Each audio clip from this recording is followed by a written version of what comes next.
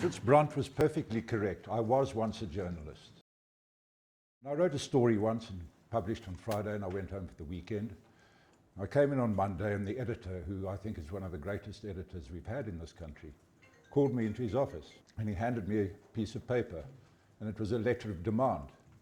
I think it was some minister in the cabinet it was, and I can't remember what I wrote. And I stood for what I think now was 2 hours, but it was probably an hour, while he told me what the advocates were going to do to me in court. The advocates were going to do this, and the advocates were going to do that. And I recall standing there, and your mind wanders in an hour. And I thought to myself, I think I'd rather be an advocate. There are really 3 avenues from which one learns. Firstly, there's the experience of others. Secondly, we learn from watching how others do it. And thirdly, we practice. And we don't just go through those mechanically, we go back to them from time to time. But let me start with the experience of others. There's no single style of writing a judgment.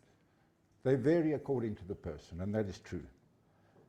But they will always have some things in common. And Judge Michael Kirby, echoing, I think, Corinthians 13, verse 13, called them the judicial trinity. And this is what he said: brevity, simplicity, and clarity. These are the hallmarks of good judgment writing, and the greatest of these is clarity. Now, if I was you, I'd write those in big letters on a piece of cardboard, and I'd keep it in front of you when you become a judge. We generally think that judging is about writing judgments, hence you have these talks. But that's not entirely correct. There is a primary function that we tend to overlook, and that was, you'll find in the opening line of a book by David Panic. Judges do not have an easy job. They repeatedly do what the rest of us seek to avoid: make decisions. That is the primary job that you have. It's not to write judgments, it's to make decisions. Now, there's some of us that are not decision makers by nature. You should reflect upon yourself and say, am I a decision maker? And if you're not, do not become a judge. You will have a miserable life, because you will go into court afraid that you're going to have to make a judgment. You will try and kick the case out to touch. You'll try and force the parties to settle. And what you'll also do, if you can't kick it out to touch, is your judgments will pile up, and they'll pile up. I do recall, and this is the absolute truth, once seeing a judgment in a case in which the judge had been asked for a postponement for a month, which was opposed. He reserved his judgment. And I kid you not, 6 months later he gave a judgment. And worst of all, he refused the postponement. Every case that you have is a story. Once upon a time. Don't go to the pleadings to find the story, or the way it's been corrupted in the affidavits. Look through that and say, how did this case come before me? What are these people doing before me? Behind that is a story, and it is a story of human beings. It doesn't matter if they're big corporations. It doesn't matter if it's some government board. There are people who did things that brought this before you.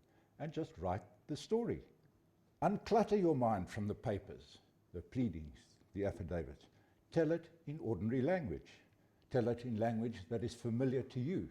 Tell it in chronological order, because life takes place chronologically. We don't wake up on Friday and then on Tuesday and then go back to Sunday. We go from Monday to Tuesday to Wednesday, and that's how things occur. And you will only understand the facts by seeing them in that context. When there are documents that are part of the story, and they're in a pile of stuff that has come out of the Xerox machine that is that high, get yourself a little file, ring binder, take out the page and put it in that file. And by the end, you should have a story. And the story will be rather scattered, if you are lucky. It will be a little bit confused. It will go off on tangents. It will be written in language that you understand, but perhaps no one else does. It'll be rather a mess, for that matter. Once you've done the facts, you'll go to the law and you'll look at the law reports that might have something to do with this, and you'll put them in, and if you like, take out big extracts and cut and paste them and put them in. Don't worry about that. And when you're dealing with statutes, if you have to take the whole section, well, cut and paste and put it in. Doesn't matter at this stage, as long as you understand it. And then after the law and the facts, you'll get to the reasoning for your decision. And here, you will bear in mind that the reasoning is the whole purpose of the judgment. It is not a peripheral part, it is the purpose of the judgment. It is what you're required at law to do. You're not required by law to set out any facts. You're not required by law to give a discourse on the law, but you are required by law to give your reasons. And it is the neglected part of most judgments. The most neglected part is the reasons. I will tell you about a draft judgment that once fell on my desk. It set out all the facts. And then it said, counsel for the plaintiff, the appellant said X. Counsel for the respondent said Y. I agree with counsel for the appellant. That's it. That's not a reason. The question is, why do you agree with him? What's wrong with the argument on the other side? There's no reason at all in that judgment. It's simply a summary of the case. And a judgment is not the summary of a case. The judgment is the reasons for reaching your conclusion. It is the most important part, and having got your rather scrappy facts and law, that's the part where you have to start thinking. You might extract it in the heads of argument only because you've studied them and thought about it and you've found reasons why one is right and the other is wrong. It is essential to have clarity of thought before you can have clarity of expression. How best do I communicate this to the litigants, whatever your audience is? There is no reason why the public, the litigants, the Court of Appeal will have any objection to a judgment that has got brevity, simplicity, and clarity. And here I want to I'd referred to the experience of others. I want to refer you to another article, an essay by George Orwell called Politics and the English Language. And that essay is about communicating clearly, simply, and with clarity. He concludes the essay with 5 rules, and I'm just going to tell you what those rules are at the moment. I'll go back to the essay. Number 1, never use a metaphor, a simile, or other figure of speech which you're used to seeing in print. Do we have to keep reading about our fledgling democracy? All it tells you is that you're a mimic. Never use a long word where a short one will do. If it is possible to cut a word out, always do so. Let me take that a step further. If it is possible to cut a sentence out, do so. Never use a foreign phrase, a scientific word, or a jargon word if you can think of an everyday English equivalent. Why do we have to say in casu when we meant in this case? All you show is that you don't know any Latin, in fact, because it doesn't mean in this case. 6th, break any of these rules sooner than say anything outright barbarous. Now let me go back to the judicial trinity, brevity, simplicity, and clarity. Do not start with trying to find a clever opening paragraph. Don't do that. Leave that. That is, if you find yourself struggling there, it's because you're not yet quite clear on what you're saying. Get your judgment written clearly, simply, and with brevity, because then you will know exactly where this judgment is going. I'm going to suggest 2 things to avoid when writing your story. Appellants, respondents, plaintiffs, defendants. They've got names. Why not call them by their names? The names become more familiar. The second thing, and going back to as far as I'm concerned, to what Orwell said, acronyms are barbarous. Why do you use acronyms? Is it so that you'd only have to type 4 letters? Your computer, if you program it, can press 1 key and it'll write a whole sentence for you. Avoid quoting documents verbatim. If a letter was written by this attorney to that attorney, you don't have to say, it was written in the following terms. There follows a letter. I act on behalf of so-and-so. My client says this, etc., etc. And so you read through the whole letter. Most of the letter will be irrelevant. And end with the following, and I suggest you put it in these terms. Who, in the case before you, having gone through that, who says what to whom? Do not become invested in all the trouble you took to get there. When it comes to the statutes, exactly the same. What is it in the statute that is relevant? For the rest, cut it out. You don't have to read through the whole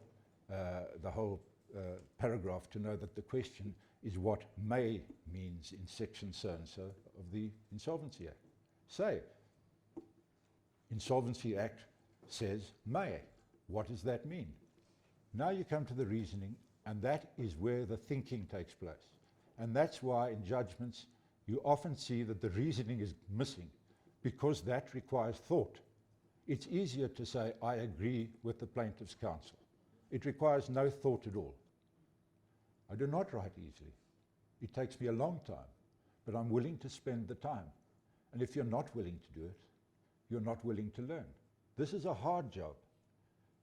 It's not 8 to 5 and a regular salary. There is lots of work to be done, and most of it is thinking. There are lots of good judgments written today, but you have to page quite carefully through the law reports to find them. And if you want to look at judgments that others have written, I suggest the best way to do it is go and take a volume of the Appellate Division reports, and take a volume in which, at a time when Rosinus was the Chief Justice. I'll tell you why you should do that. Because you don't have to search for good judgments. You just have to page through it.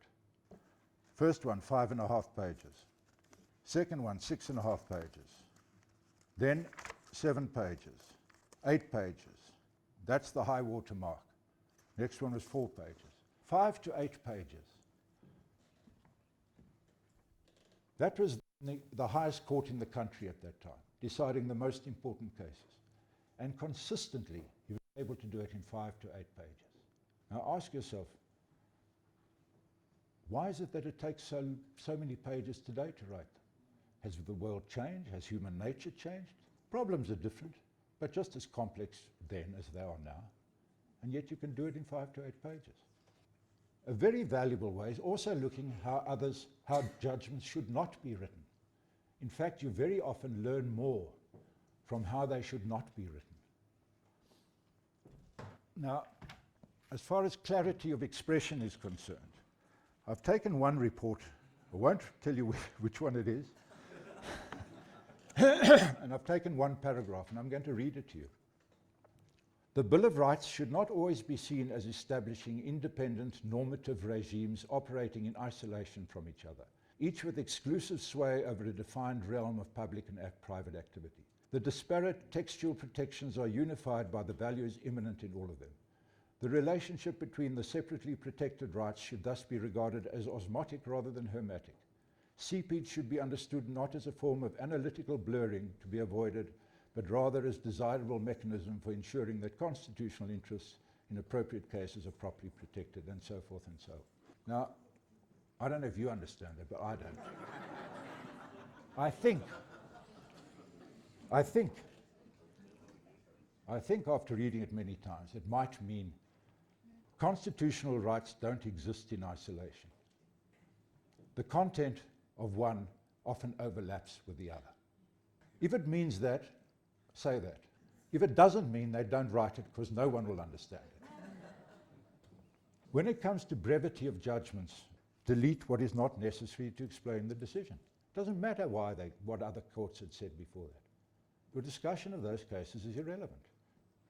I'm going to refer you to another case. This one goes back many years, and the judges are no longer there, and I don't even know if they're alive. It is a judgment that is 57 pages long. Now, I want you to just put 57 pages in context. In my Penguin Classics edition of Joseph Conrad's Heart of Darkness, it was written in 87 pages. John Steinbeck's The Pearl is, I think, 89 pages.